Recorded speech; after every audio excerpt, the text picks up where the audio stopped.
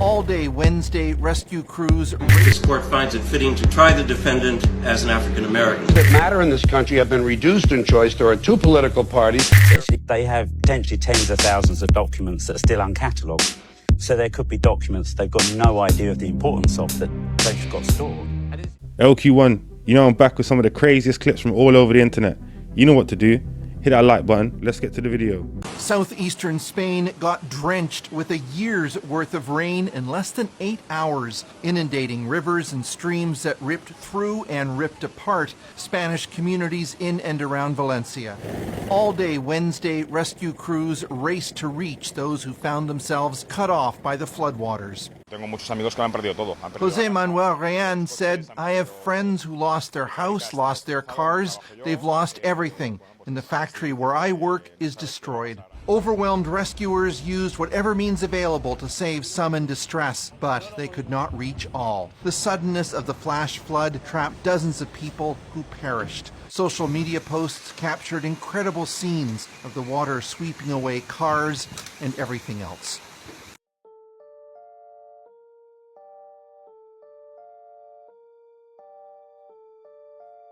Nick Jonas runs off the stage after he notices a laser pointed at his head in Prague. You'll see the laser at first on his leg right here, but the second he sits down, he looks up to the left and he notices the laser. You'll see it here zoomed in on the left side of his head, and when he saw that, he just called timeout and booked it off stage. Not sure if it was a laser pointer or something more serious, but I'll keep you updated when I find out. See, if you needed any more proof that this industry, this game, this situation, this monopoly board, whatever you want to call it, has come to an end, y'all need to listen to this video. This is famous YouTuber Fouseytube. He's known as one of the top YouTube pranksters, has made a lot of money, but under the guise of the pranks being real. For the past few years, he's been having a mental breakdown, even checked himself into an insane asylum because everything in his life is fake, it's scripted, it's not real. You know, something like that can drive a man crazy, kind of like Jim Carrey and other celebrities, but listen to him. I created scripted pranks. All my pranks were fake back in the day. TikTok is all fake. Ain't shit real. None of it. Not the pregnancy reveals, not the hiding cameras, prank on their parents, all this shit. I'm sorry, kids. The entire internet is fake. I don't care if the world doesn't believe me. Please believe me. Everything on the internet is fake. I know people who have like scripted divorce, breakups, recorded it, celebrated after. People who fake pregnancies and miscarriages for the views.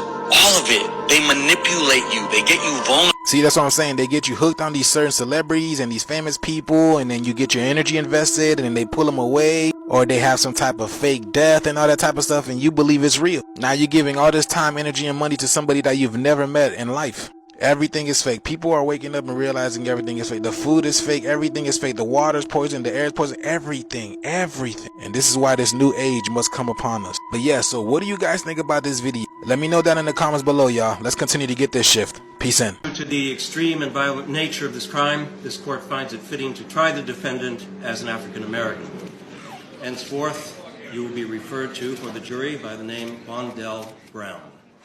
Once the trial begins next week, all courtroom images of Hannah will depict her as a 300-pound muscular black man, and jury members will be instructed to imagine her as such. We're going to do our best to make sure that Hannah is treated with the sympathy and sensitivity that she, as a photogenic white girl, deserves. This is America. Nobody deserves to be treated as a black man. Now that Hannah has been ruled black, the court has instructed local media to assume she's guilty, and the police have retroactively charged her with assaulting her arresting officer. You still don't know who the Statue of Liberty actually is? You still don't know what that light she's holding represents? And you just think that pose is accidental? And that we're not living in a time past the 1,000 years when Satan is released from his prisons to go out to deceive the nations? Well, you might not know the time period we're in or who that statue represents, but I know someone that does, and they're trying to send us a sign that maybe this time of evil we've been living in for a long, long time is coming to an end. A sign to get our discernment ready, because towards the end, is when they're going to try their hardest to deceive all the nations and all the people. So it's time you make a decision and decide what side you want to be on. But just be careful, because it's a decision that might last you an eternity. That statue always looked more like Mr. Liberty than Lady Liberty to me. What is the Vatican keeping secret? For their entire time that they've existed, they've collected manuscripts and relics and items, not only for their own research and to support their ideas, but also to prevent anything coming out. Because they need to control the information around biblical issues, they can't allow alternative views to become public. They've got 52 miles of shelving of books and manuscripts alone.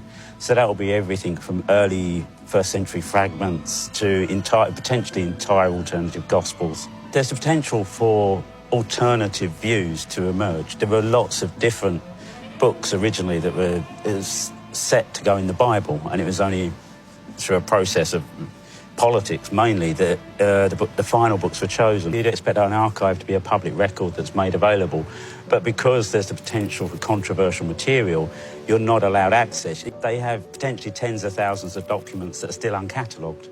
So there could be documents they've got no idea of the importance of that they've just got stored. And is it just documents? There's definitely relics. We know that from the Holy Land, certain items were returned, some quite extreme items. The foreskin of Christ is one of them that's said to be in the Vatican. Even the umbilical cord was supposed to have been kept. The reality is that all these societies, not just America and Britain, but China and Russia too, are exhausted, empty of any new ideas. All of them have corruption that has burrowed deep into their institutions, corruption that the politicians seem powerless to stop. While China, which many believe is a model for the future, is underneath a society not only riddled with corruption, but its growth is declining far more than the official figures reveal, while its population is rapidly aging. Far from being an alternative future, China may well be yet another old, decaying society that relies on a powerful surveillance system to maintain its power. Because it too has no other vision of the future.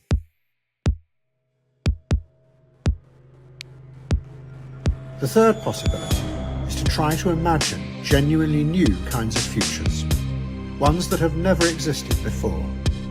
But to do that, we as individuals will have to regain the confidence that we have lost in this frightened and uncertain time. But already the psychological theories that tell us we are weak and manipulable are cracking.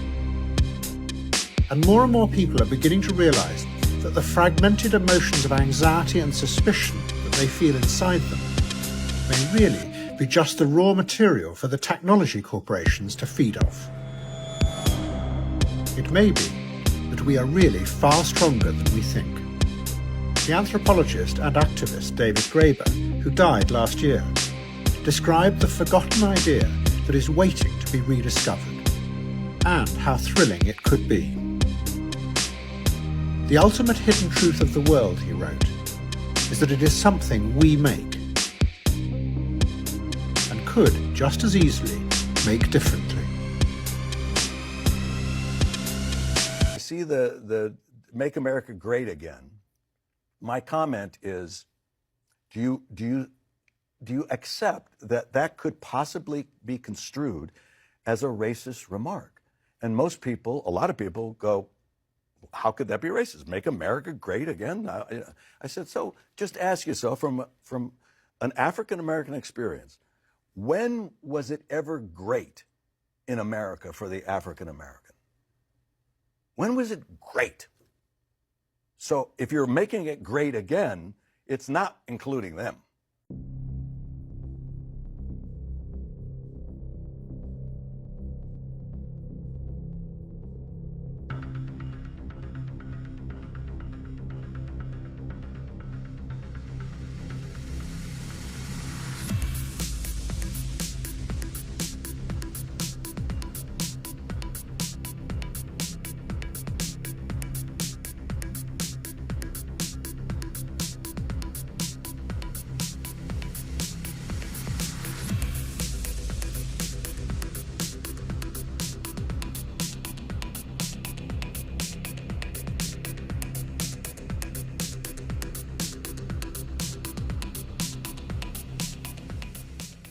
When I say history is a lie, I mean his story is a lie. So, Napoleon once said, history is a set of lies agreed upon.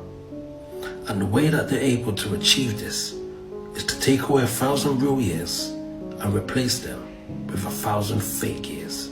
If you look into old coins, at the start of the date, you will see a letter J. You can even find them on old buildings.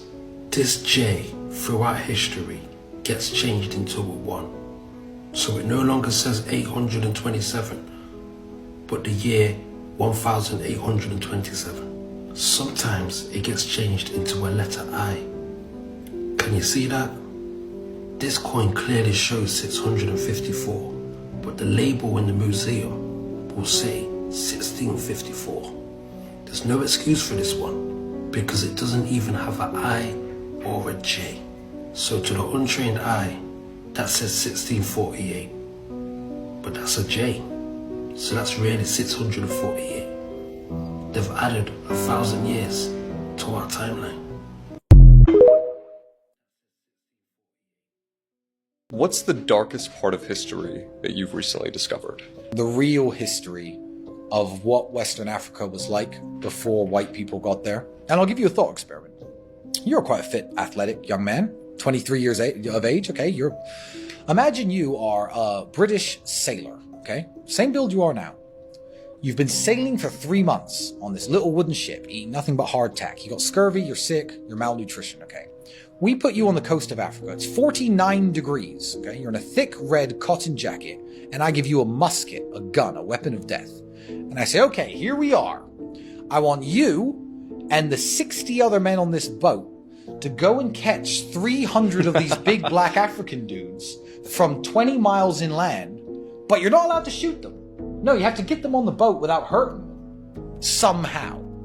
Think you could pull that off? Me, you, the people in this room? 0% chance. I know you're not allowed to say it. I have an idea of who could pull it off. Yeah, but exactly. All the other black people who had all these wars with each other and were waiting on the beach with all their fellow Africans saying, here, take them, give us some more guns, we'll win the next war. That's very dark and it's very scary, especially when you understand how much they're trying today, to this point, to completely use propaganda to tell you it happened the way we were originally taught.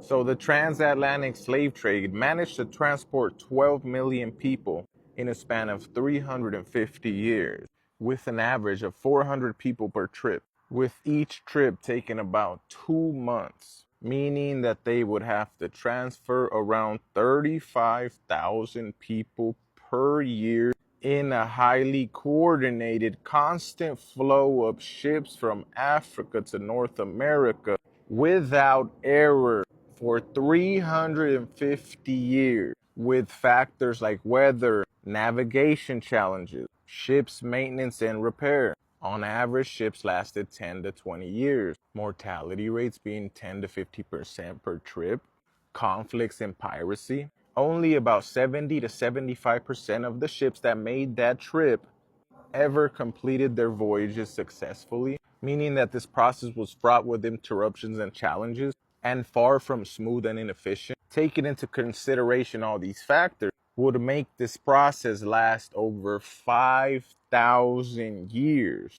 This would mean there would have to be 86 trips per year that went flawlessly. 86 ships carrying 34,000 people, 35,000 people flawlessly. Now, given all the problems that we just went over, this would make the probability of 86 ships flawlessly making it to the Americas from Africa at 0.000000018%. The probability of maintaining such a perfect success rate is nearly zero. But the transatlantic slave trade managed to transport 12 million people in 350 years flawlessly, when it theoretically would take 5,000 years. Got it. Good heavens, man! Great Scott, we've discovered the fountain of all knowledge of Egypt in the entire world. Do you realize the importance of this moment, Smedley? Yes, sir, I do. Do you see the brilliancy, the untold years? I see it, sir. Sir, this is medicine. Thank you so much. Thank you, sir. Swine. Look! What is this? See. Says, cannot. This is the elixir of life, sir. The elixir of life? The cure for all diseases. Wait. See here. Wait, Give it to the me. inscription on the bottom. Give it to me. Give it. Open at other end. Lunomics.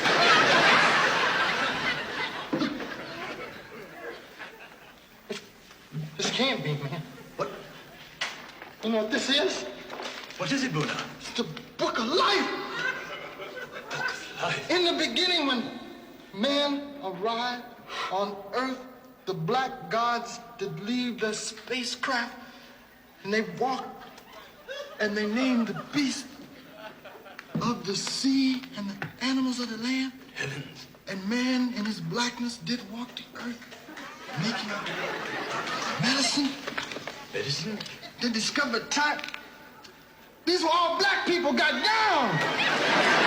Wait a minute. This ain't, there ain't nothing in here about whitey. This is ours, Jack. Wait till the brothers hear this. Buddha. I'm gonna get this book out of here, baby. This tells me real cheap. Check this out. Control yourself, don't you see? What you mean, Jack? Look at this here. Black people started the music and the brain surgery back in the year 3 BC. Yes, of course, Buddha. Man, they was getting down. This is it, brother. Yes, Everybody gonna know about this. We can change the history. Civilization will be changed. By all means. Yeah, this is gonna be it. Get the bulldozers, there's nothing here. But. Shut up! Good heavens, time for tea, eh? What?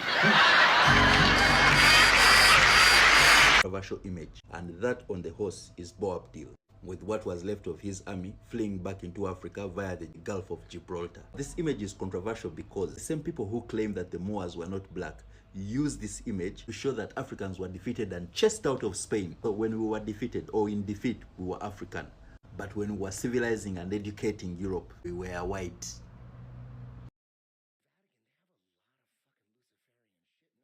Vatican, they have a lot of fucking Luciferian shit. Look at the resurrection. Look at the sculpture of the resurrection. Pull that up, the sculpture, and you tell me if that's Jesus. Look up this isn't the Vatican cathedral. Okay. The sculpture of the resurrection. Eddie, have you ever it does not look like Jesus. Eddie, have you ever been to the Vatican? I've seen a lot of videos on it. You should go. You should go. It's amazing. Just to see it. It's pretty fucking I'm sure it is. I'm sure it's drinking the fascinating. blood of Christ and eating his Look at flesh. this. Look at this. This is their main church. That does not. That's supposed to be Jesus right there. This is supposed. It looks like a Slayer album cover. Well, that looks like Hell Awaits. It's an artist rendering. That looks like Hell Awaits. Slayer right there. So they're saying. Pull up the. So this is supposed to represent the resurrection of Jesus. And it also looks like we'll be keeping control of the House of Representatives.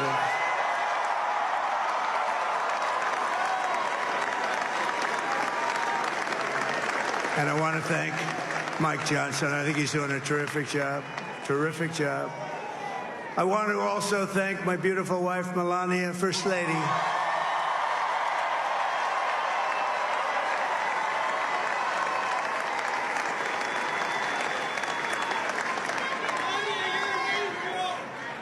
Who has the #1 best-selling book in the country. Can you believe that?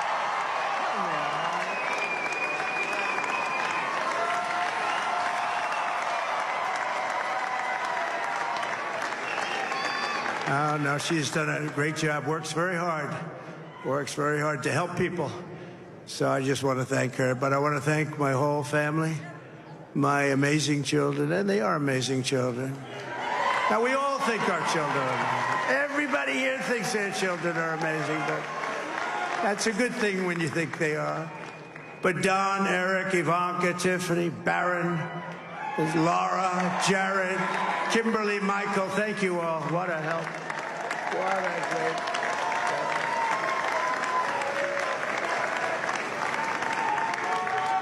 My father-in-law, Victor, is tremendous. And we miss very much Melania's mother, Amalia. We miss Amalia, don't we, huh? She would be very happy right now, standing on this stage. She'd be so proud. She was a great woman, that one. Beautiful inside and out. She was a great woman. I want to be the first to congratulate our great, now I can say, Vice President-elect of the United States, J.D. Vance.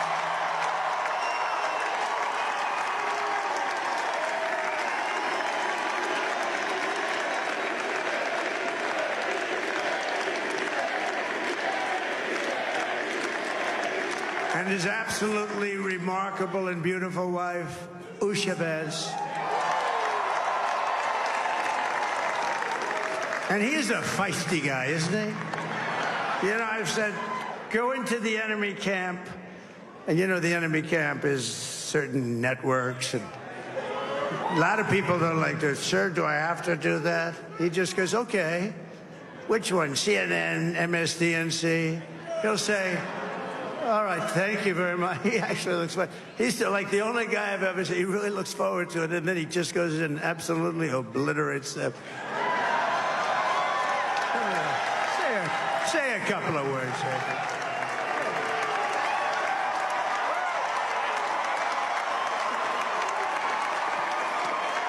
Wow.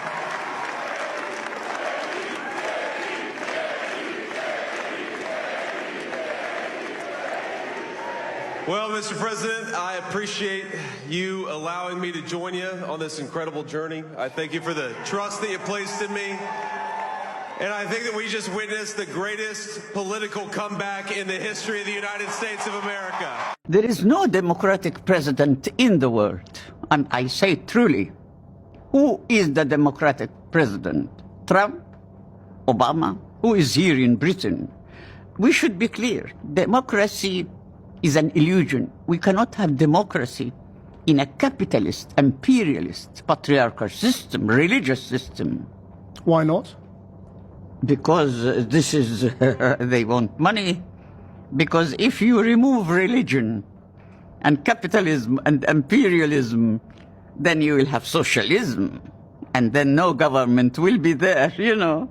They are afraid of the real power of the people. You cannot have democracy. Because what is democracy? Democracy is real freedom. But if you believe that none of these democracies are democracies, why do the people live with it? Because people are oppressed. People are not organized. We are prevented from organizing. That's the key point. When I was an individual writer, even if I become famous and star, they allow me, but not to organize. The minute I started to organize women and men, I became a danger. You are not organized here. The people here are not organized. But nobody is stopping organization here. But they stop it. No government is going to come and lock you up or kill you in Britain, are they? But in a subtle way. I know the American way.